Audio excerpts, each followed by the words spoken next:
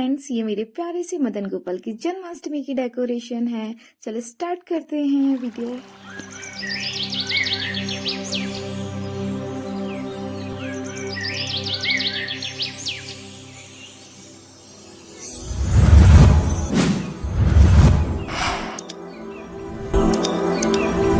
Hello friends, जय श्री कृष्णा, राधे राधे।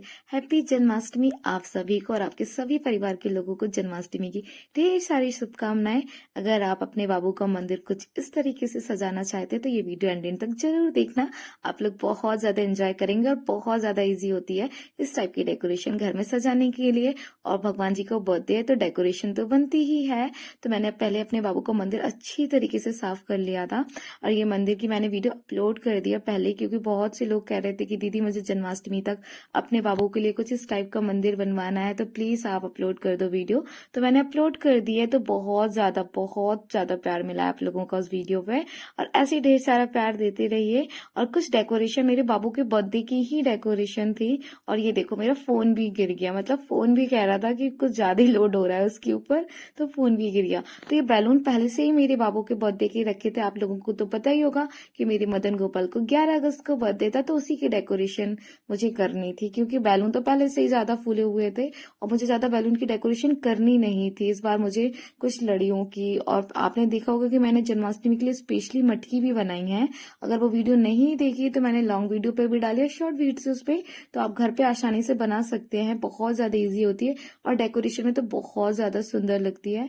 तो मैं मंदिर को सफाई करने के लिए ब्रश का यूज करती हूँ। मेरे बाबू के मंदिर का ही वो ब्रश है, उससे बहुत अच्छी तरीके से सफाई हो जाती है, चारों तरफ से गंदगी निकल जाती है और उसको हाथ से टच भी नहीं करते तो स्क्रैच भी नहीं पड़ते मंदिर पे, इसीलिए मैं ब्रश यूज करती हूँ मंदिर पे।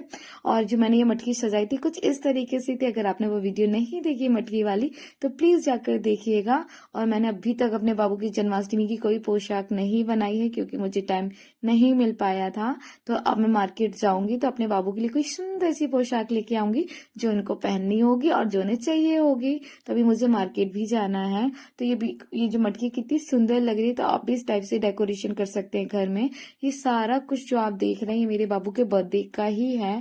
मैंने कुछ जन्माष्टमी के लिए नहीं खरीदा है, क्योंकि मेरे बाबू का अभी 11 तारीख को ही बर्थडे था, तो ज्यादा टाइम नहीं हुआ था और मुझे ज्यादा हैवी डेकोरेशन अब नहीं करनी थी, क्योंकि मैं बहुत हैवी देख के मतलब थक गई थी। अब मुझे बिल्कुल लाइट वेटेड रखना था, तो मंदिर मैंने बिल्कुल लाइट रखा है। बस जो कुछ भी डेकोरेशन मैंने की है वो सारी मंदिर के बाहर की है, जो कि बहुत सुंदर लग रही है। और ये आप सारे जो कुछ भी देख रहे हैं मैंने सब कुछ मीशो से ऑनलाइन मंगवाया था।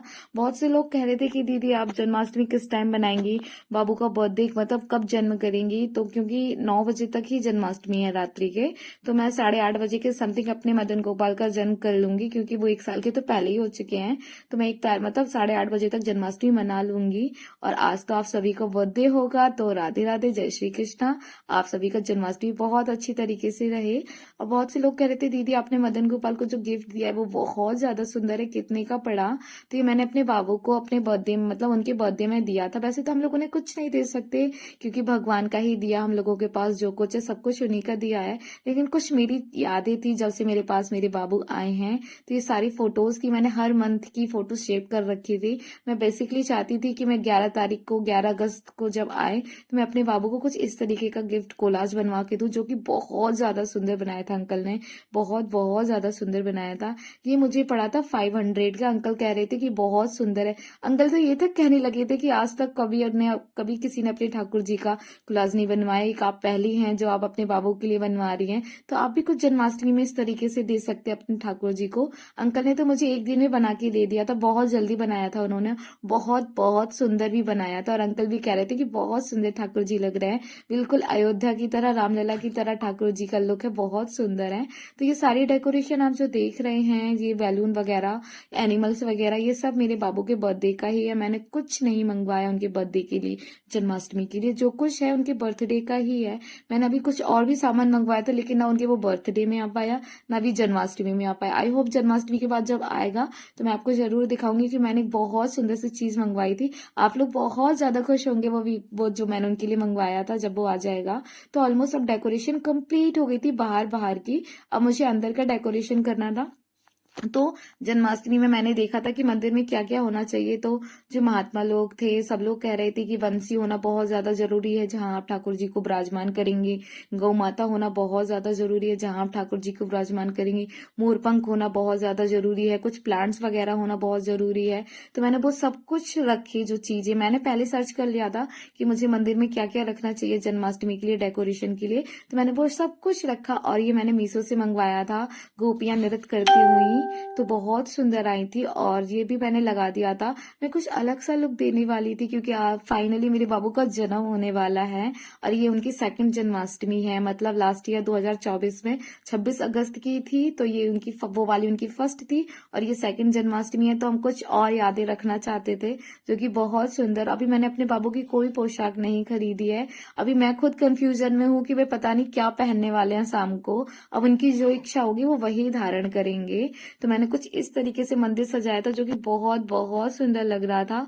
और मैंने बैलून्स मंदिर में एक भी नहीं लगाया। मैंने आपसे कहा है ना कि बर्थडे के ही बैलून बहुत ज्यादा लग गए थे, तो मुझे कुछ और बैलून नहीं चाहिए थे, सिंपल से लुक चाहिए थे। बस मटकी जो मैंने सजाई थी ना वही पूरे मंदिर में हैंगिंग की है। और बहुत से लोग कह रहे थे कि दीदी आपने मंदिर में पर्दे का नहीं बताया।